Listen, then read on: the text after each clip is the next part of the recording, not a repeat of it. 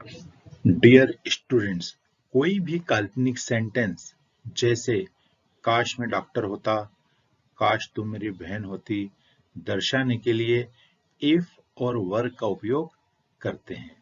फिर से रिपीट कर देता हूं।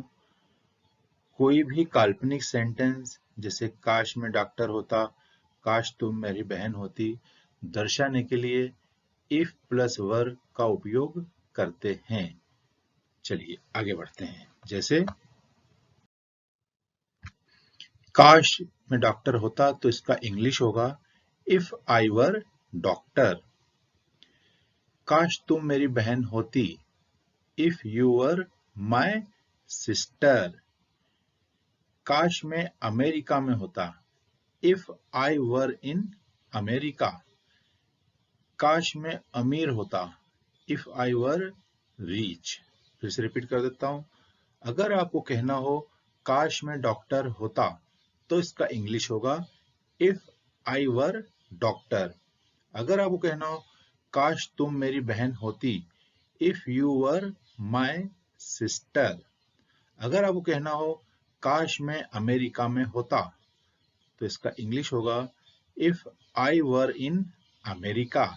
अगर आपको कहना हो काश मैं अमीर होता तो इसका इंग्लिश होगा if I were rich. I give you 30 seconds. Read these following sentences and keep in your mind.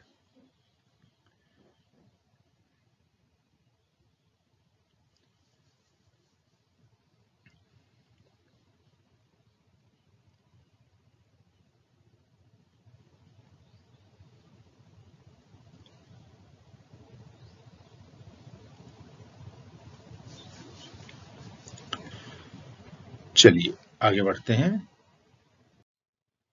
कुछ और वाक्य लेते हैं इफ आई वर के यूज के। जैसे अगर आपको कहना हो काश हम टीम में होते तो इसका इंग्लिश होगा if you were in team.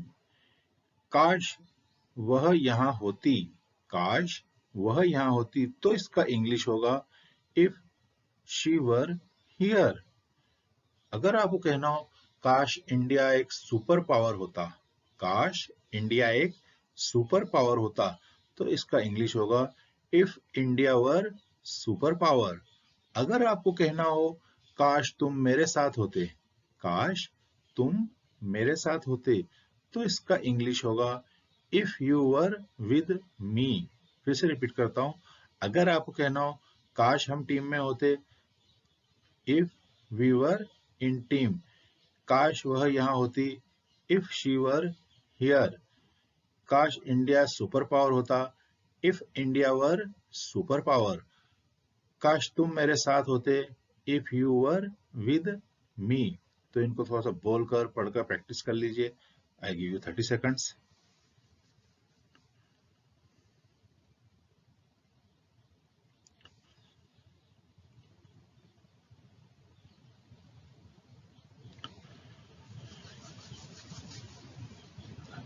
जाना नहीं है, स्टडी कीजिए, रीड कीजिए, अपने माइंड में रखिए सारे सेंटेंसेस। यही आपको आगे स्पोकन इंग्लिश में, रीडिंग में, लिसनिंग में, चारों स्किल्स में हेल्प करेंगे।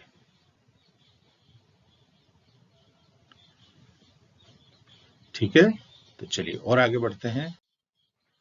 अब हम कुछ ऐसे वाक्य अंग्रेजी के लेते हैं जो बार बार यूज होते हैं, उनको आपको हिंदी में बनाने का प्रयास करना है। हिंदी आपकी मदर टंग है तो हर सेंटेंस की कुछ ना कुछ हिंदी आपके माइंड में होनी चाहिए। जैसे कि इंग्लिश के सेंटेंस की हिंदी क्या होगी। पहला सेंटेंस है if she were on the stage. If she were on the stage, सोचिए इसका हिंदी क्या हो सकता है। अगला सेंटेंस है if you were my brother. If you were my brother, इसका हिंदी क्या हो सकता है। If you were with me, इसका हिंदी क्या होगा। If she were here. तो I give you again 30 seconds. Read and try to make in Hindi. इन वाक्यों को हिंदी में मन ही मन में बनाने का प्रयास कीजिए। You have 30 seconds.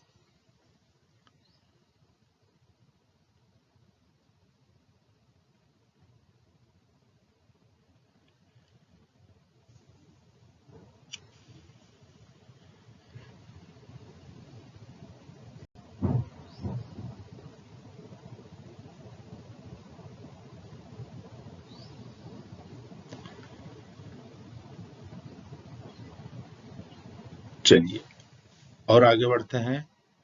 अब कुछ वाक्य हम हिंदी में लेते हैं और आपको उसका इंग्लिश बनाने का प्रयास करना है। जैसे पहला सेंटेंस है, काश वह स्टेज पर होती। काश वह स्टेज पर होती, इसका इंग्लिश बनाइए। अगला सेंटेंस है, काश तुम मेरे भाई होते। इसका इंग्लिश बनाइए। काश तुम मेरे भाई होते। अगला सेंटेंस है, काश मैं तुम्हारे साथ होता। काश मैं तुम्हारे साथ होता, इसका इंग्लिश बनाइए। काश वह यहाँ होती, इसका इंग्लिश बनाइए। Again I give you 30 seconds. Read and try to make in English. जाना कहीं नहीं है, आपको मैंने स्टडी करने का टाइम दिया है 30 seconds. Use these 30 seconds.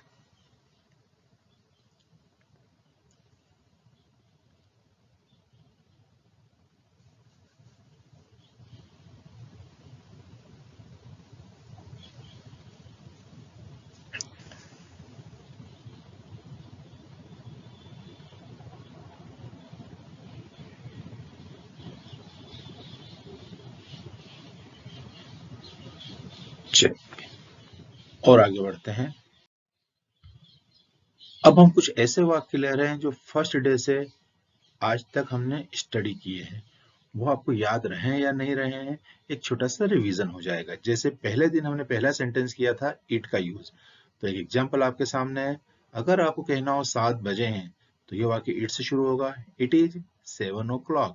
जब भी आपको टाइम, सीजन, कंडीशन बताना हो तो वाक्य इट से स्टार्ट करें। अगला एग्जाम्पल है, दूसरे दिन हमने किया था देयर का यूज। कहीं भी कुछ भी बताने के लिए वाक्य देयर से शुरू करते हैं। उज्जैन में एक नदी है, there is a river in Ujjain.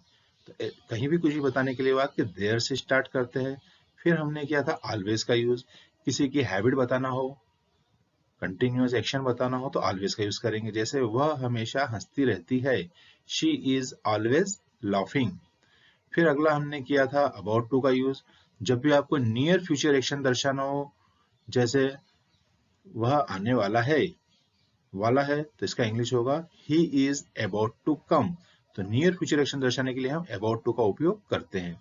फिर हमने अगले दिन स्टडी किया था यूज टू का उपयोग। मैं एक्सरसाइज किया करता था, तो ऐसा कोई भी काम किया करता था उसके लिए आई यूज टू एक्सरसाइज। फिर हमने हैव टू का यूज किया था मजबूरी दर्शाने के लिए।